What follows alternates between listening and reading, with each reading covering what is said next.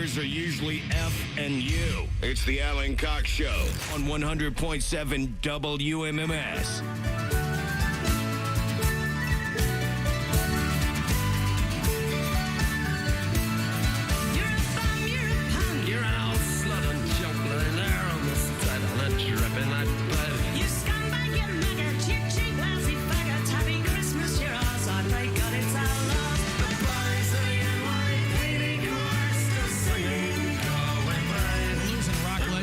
Right, really. Both of these people are dead now. That's Kirsty MacColl and the Pogues. Shane MacGowan, who was the longtime frontman for the Pogues. Kirsty MacColl was a lovely English singer. She died on holiday in Cozumel some 20 years ago when a powerboat ran over her. That's no way to go. But if you're a fan of the Pogues, Shane MacGowan was a guy who fronted that band. For quite some time, they dumped him because he was just... the Pogues were every inch the kind of Irish rebels you would want. They were loud and they were rowdy and, he was a lowlife of the highest order, but they made great music. And Shane MacGowan was very much in a league of his own. He's 65 years old. If you know anything about him, you can't believe he lived that long. It's unbelievable. He was always disheveled. He had 5 teeth in his head. He was a junkie. He was a chain smoker. He was just drunk all the time. So Pogues dumped him early, and then I think they reunited sometime later. But he was always in and out of the hospital, and I think he finally, all systems shut down. But the Pogues, for people who are fans of English music, I mean, they were a big, big deal. And I don't know that they got the recognition they deserved in this country. But Gwen sent this to me this morning. I was like, oh, no. Because Shane MacGowan was such a larger-than-life figure. But again, hard to believe that he lived all the way to 65.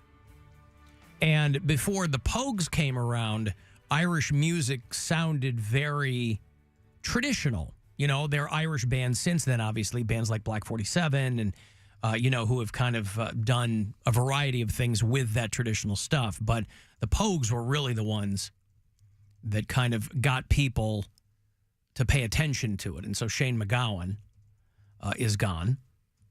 So pour out some, what were you guys drinking? 300 roses? 400 roses? 4 roses. There you go. 4 roses. But. When you say that, just really, really quick, my sister's fiance was so drunk one time off of 4 roses. He had 11 shots of it. And she asked him, how much have you had? And he looked at his bill and he looked at her. He goes, 44 roses. Because it's 4 roses times 11. But that just cracked me up right there. Right. It's good mathing. Yeah. Really good math. Had that many I know, shots, right? Yeah. So you pour yourself a few fingers of Teeling tonight for Shane MacGowan, who's shuffled off his mortal coil.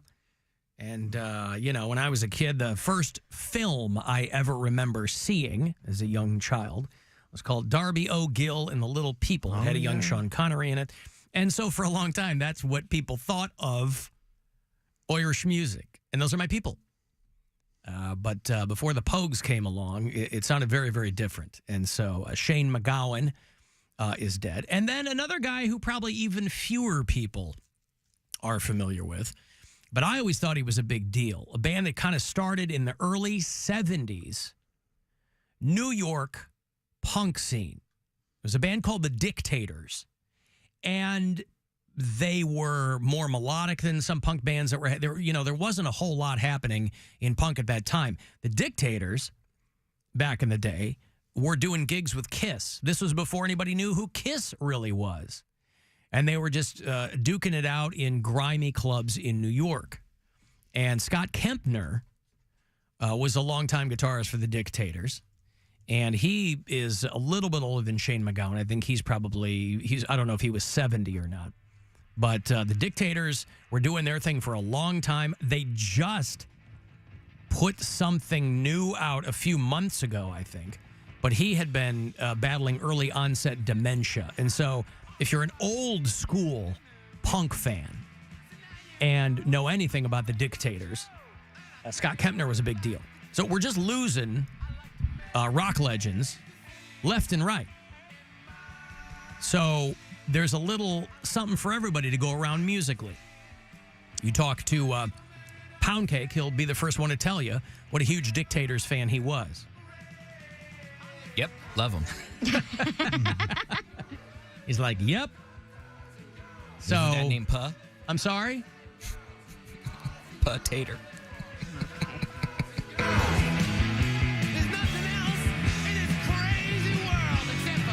What? Potato. You heard him. Come on. Just wanted to make sure that I did. Okay. No. No. Fine. Not potatoes. No. And Henry Kissinger died too, but he was a war criminal. So screw him.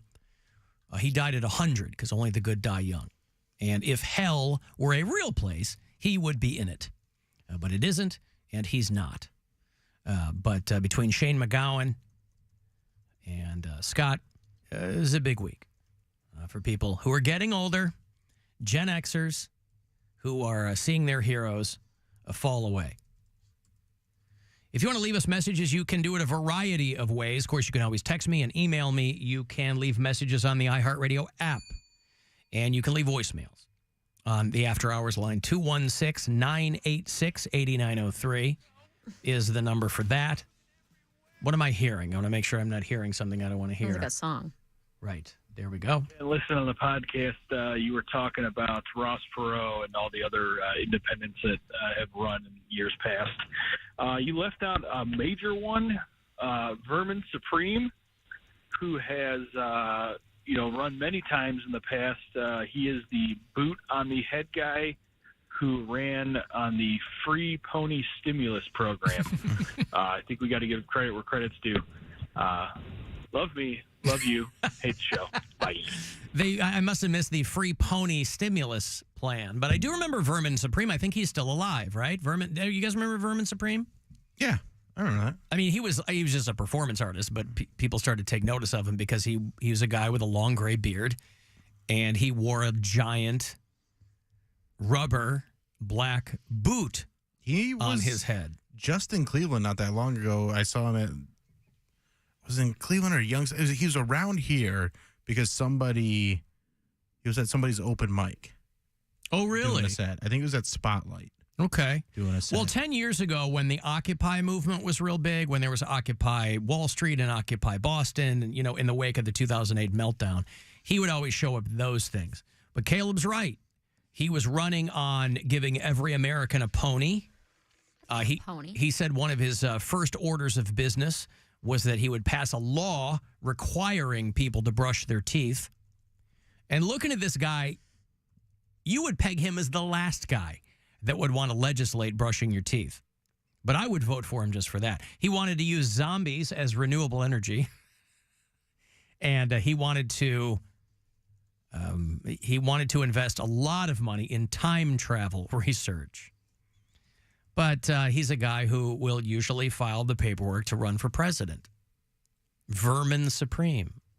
I'm sure there's a documentary about him somewhere. But he's run as a candidate for all the different parties, even though he describes himself as a social anarchist. But I don't know how old he is, but he looks old. He got a long gray beard. But it just goes to show you do need to, choose your representatives carefully. And you might be a rent is too damn high guy. You might be a Vermin Supreme type. Not to be confused with the streetwear brand. But he has run in every presidential election since 1992. He campaigned in the presidential primary in 2004, and he got 149 votes. See, flash forward to 2023, this guy got a hell of a lot more votes than 149. He ran in 2020, and he said that was the first time that he was trying to run as a legitimate candidate. For that, it was always kind of like everybody's in on the joke. But he tried to run as a legitimate candidate. He wanted to invest a lot in time travel research because he wanted to go back and kill baby Hitler. Of course, that's kind of one of those classic time travel conundrums. Right, because also, you have to hope that time is linear in that situation where it's going to actually affect our future, not be, just create an alternate reality. That's right. I watched Primer. You never know what's going to happen. Primer. It's not about repainting a car, Mary. Are you sure? It's yes. But you have to choose the people who represent you carefully. For instance, here in Ohio, congratulations to the Ohio House. They have finally, after 20-some odd years, removed the spousal exemption for rape. Hey! You did it! Hey, it only took 20-some years and multiple public What do you mean? hearings. Husbands can't rape? Yours Get outta property. He legally owns you.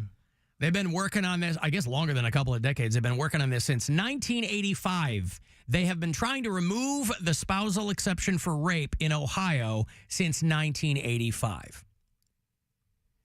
And the vote was 74 to 1. One guy voted against it. A Republican representative, shock, a guy named Bill Dean of, is it Xenia, Ohio? Xenia? That's down by Dick, right? It's outside Dayton, yeah. One guy voted against it.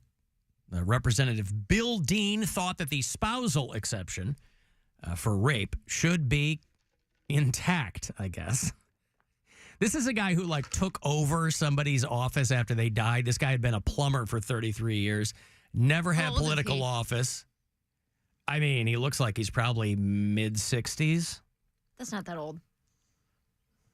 I was like 85 or something. Well, 66 is still too young to think that husbands shouldn't be able to rape their wives. I mean, the guy's bio my goes, mom's 65. what does she think on it? But I'm saying I don't see her as an old woman. I'm not saying it's old. You know? It's sure as hell old enough to know better. Because his whole bio, he attends Dayton Avenue Baptist Church with his lovely wife. And so,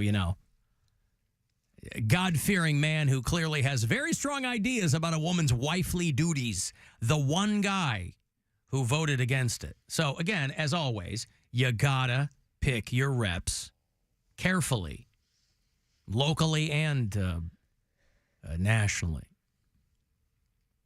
Hey, listen, at least we're not living in Arizona. One of our Phoenix bureau chiefs sent me this story about a hospital security guard who's been arrested because he was engaging in necrophilia with an elderly woman's body. Was he married to her?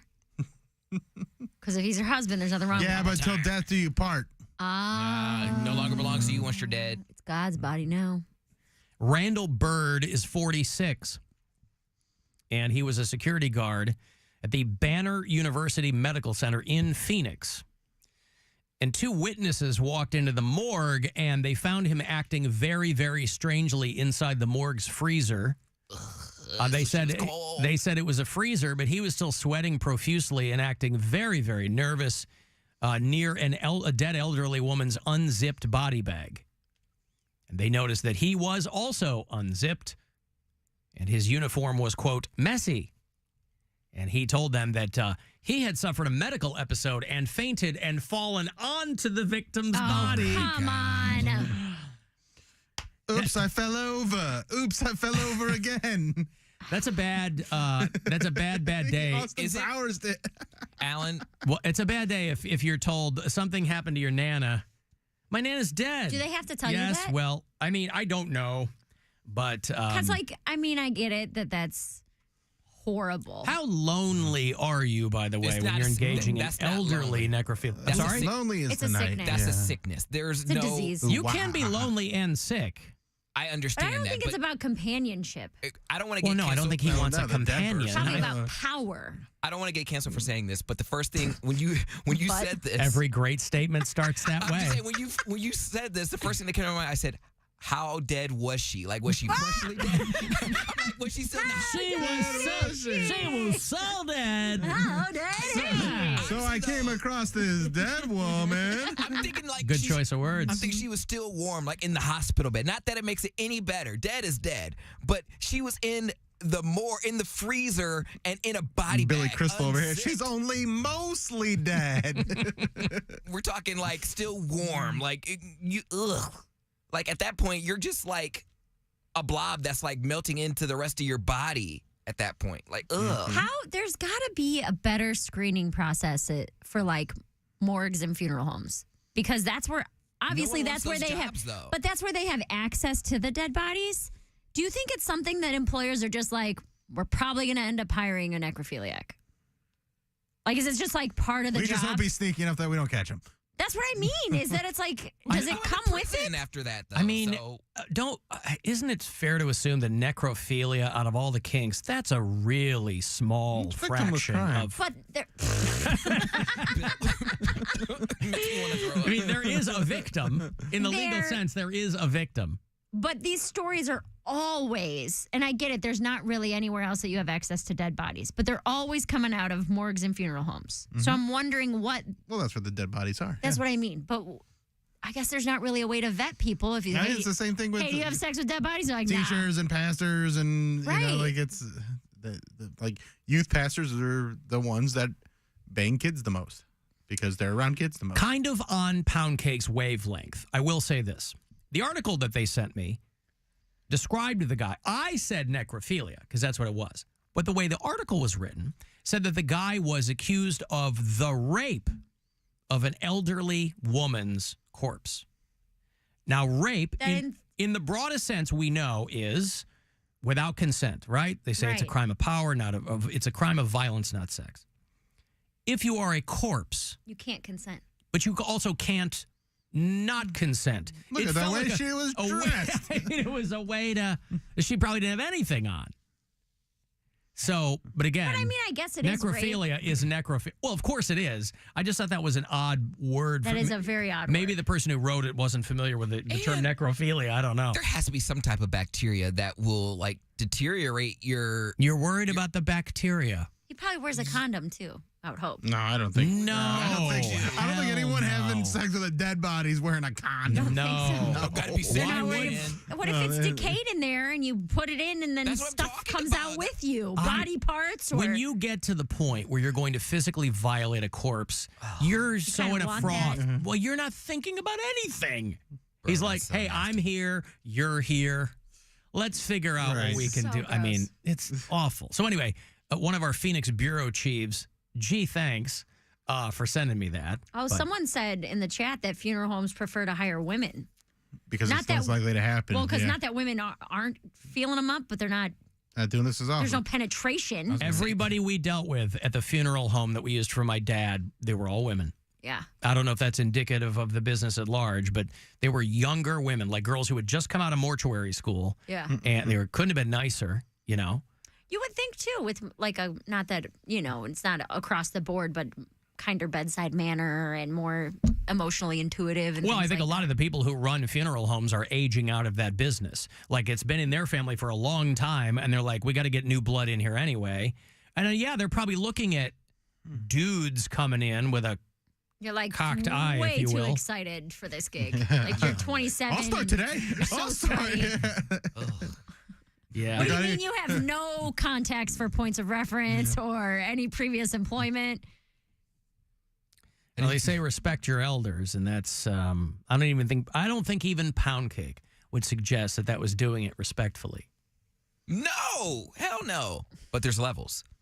God, remember how Even dead that, was she? Even that. That's what I'm He has a postscript for everything. He Like, has sick a is sick. disclaimer. Sick is sick, but how sick are you?